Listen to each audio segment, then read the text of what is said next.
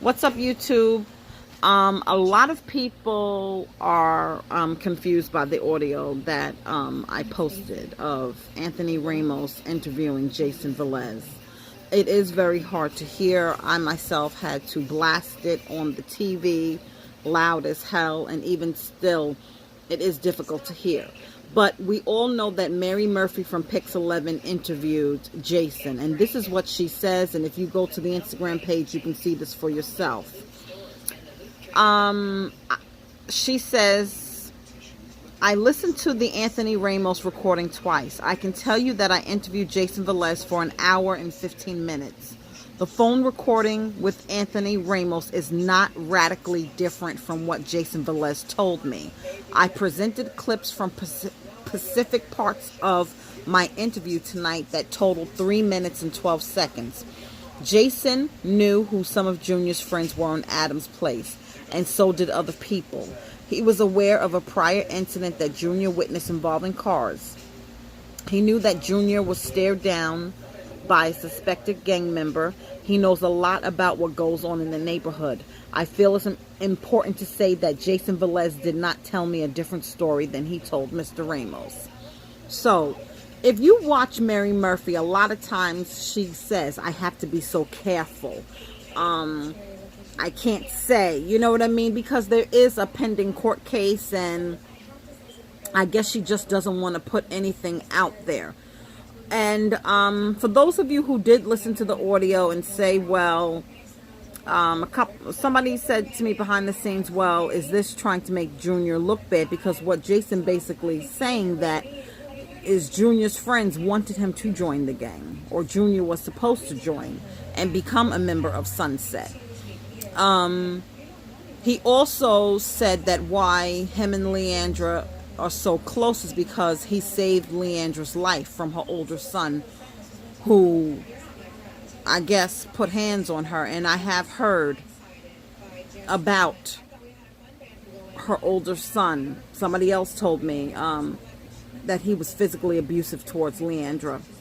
And I'm not going to say it. You guys can put it together. Who is Leandra's oldest son? Again, that's something that he said, and that's something that somebody else said. I don't know these people prior to June 20th, and all I know is what we've learned on the news and beyond social media. So that is a strong allegation to say that, you know, one of her sons was physically abusive to her. He also said that Genesis knew one of the gang members. He said the one that they call Monkey. I don't know who they call Monkey.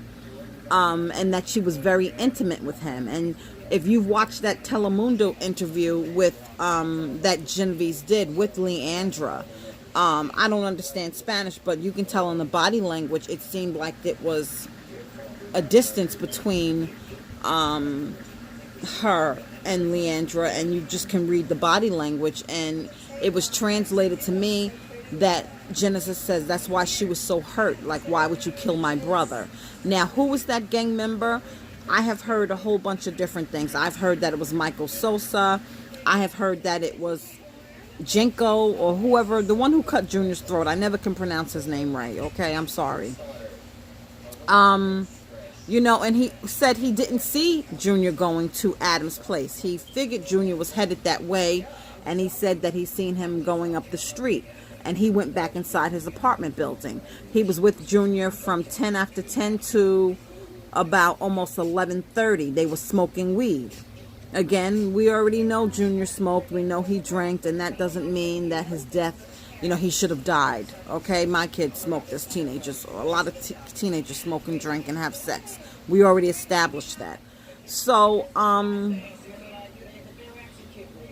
I think he said Junior got a text from one of his friends on Adam's Place. Now, what he told Mary Murphy is that he figured Junior was going over there to talk to a girl or meet up with the girl. So that is where, you know, if you want to question anything, you can say, well, but this interview was just a snippet, and it looks like you could hear a female in the background. It sounded like Jason was reluctant, and the female said, tell him who it is. And then he started naming names of Junior's friends on Adam's Place. So from the New York Times footage, I can't say that we've seen Junior he didn't make it to Adam's place. That was my interpretation of the New York Times footage.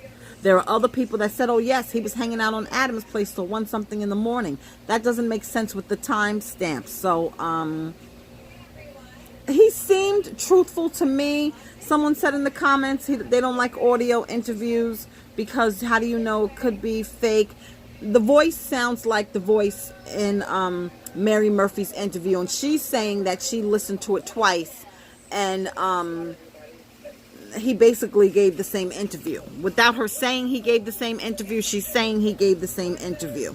Listen, guys, I was kind of on the fence about it, but I did share with you guys on the Saturday Night Live, because there have been other things that have came out about Junior's family, about his father's past. Someone even sent me something about the other brother that we never see, with him possibly having those same, signs and stuff like that. I think Junior was going down his own path. And, when these kids get ideas and thoughts and they want to do their own thing and be their own person, it doesn't matter who can say, don't do this, don't do that. They're going to do what they want to do, basically.